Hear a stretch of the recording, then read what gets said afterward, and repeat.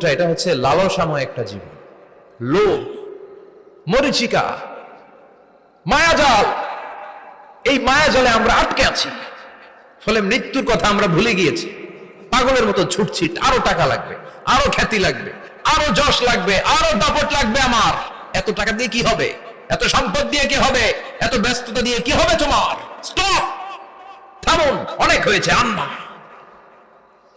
থামুন, একটু বসেন না, একটু ভাবেন যে আমাকে চলে যেতে হবে, চলে যেতে হবে। এই কোলাহল, এই ব্যস্ততা, এগুলো থাকবে, থাকবো না আমি। সাইয়েদনা ওমর ফারুক বলেছেন, মুতু ক্বাবলা আন তামুতু, মরার আগে একবার মরো। হাসিবু ক্বাবলা আন তুহাসাবু আলাইকুম, তোমার হিসাব নেওয়ার আগে তুমি একবার নিজের হিসাবটা করো না। কাগজ বের করে একটু লিখো না, কি কি ভালো কাজ করছিলা, যেগুলো দিয়ে নাজাতের ওসিলা হতে পারে।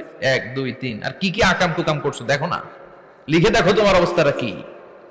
মরার আগে একবার মরো। মরার আগে খাটের মধ্যে শুয়ে শটান করে চোখ বন্ধ করে একবার মরার ভান করে দেখেন কেমন লাগে। চোখটা বন্ধ করেন আর ভাবেন আপনি নাই, কি কি হতে পারে ভাবেন।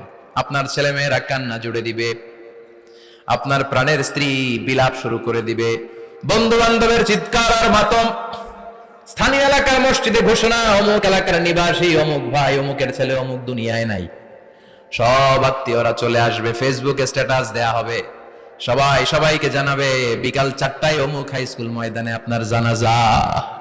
ছুটে আসবে, সবাই ছুটে আসবে আপনাকে শেষ বিদায় দিতে, গুড বাই জানানোর জন্য, আল ওয়াদা, বিদায় জানাতে আসবে সবাই।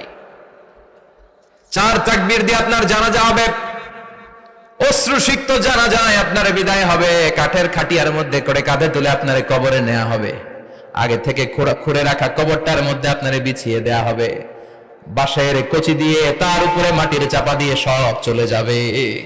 ভাবেন না একবার চোখ বন্ধ করে, this is the circle of life, this is the nature of life. এটা সবার হবে, আমার হবে, আপনার হবে।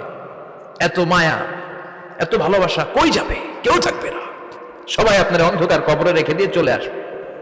উপরে বাঁশের কঞ্চি, তার উপরে মাটির চাপা, অন্ধকার আর অন্ধকার। এই অন্ধকার যেন শেষ হতে চায় না, শুধুই অন্ধকার, ঠিক কিনা? এজন্য আমাদের চলে যেতে হবে। দাদা গেল, চাচা গেল, মামা গেল, আমাদেরকেও যেতে হবে, জোরে কোন ঠিক কিনা?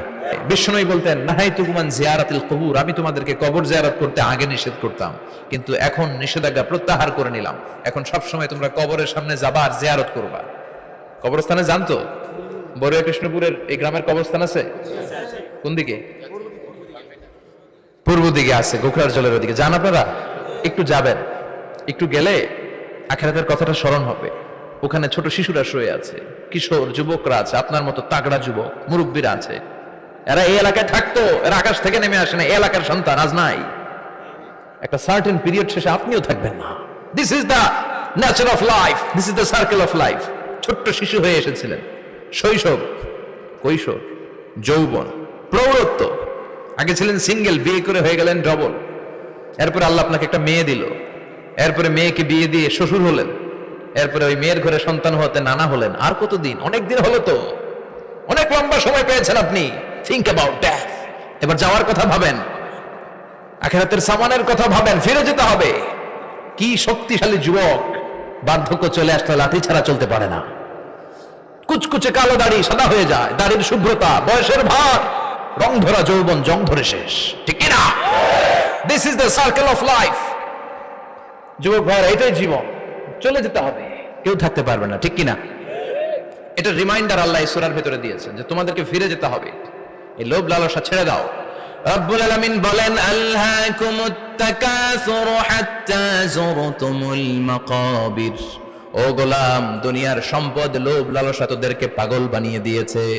এই লোভ পাগলামি কোনোদিন তোদের থামবে না যতদিন না তোরা কবরে ঢুকবি, ঠিক কিনা? কার কথা? আল্লাহ বললেন, দুনিয়ার সম্পদ আর লোভ আর মোহে তোমরা গাফেল হয়ে গিয়েছো। আখিরাতের কথা বেমালুম তোমরা ভুলে গিয়েছো, কিন্তু আখিরাতে তোমাদের যেতেই হবে, কবরের বাড়িতে তোমাদের ঢুকতেই হবে, ঠিক কিনা?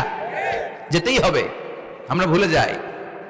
আলহাকুমুত তাকাসুর, অতিরিক্ত পাওয়ার লোভ, বেশি বেশি খাওয়ার লোভ, বেশি বেশি জমানোর লোভ মানুষকে গাফেল বানিয়ে দিয়েছে। এটা মানুষের স্বভাব, আরো চাই, আরো চাই, এই স্বভাবটা আছে না নাই?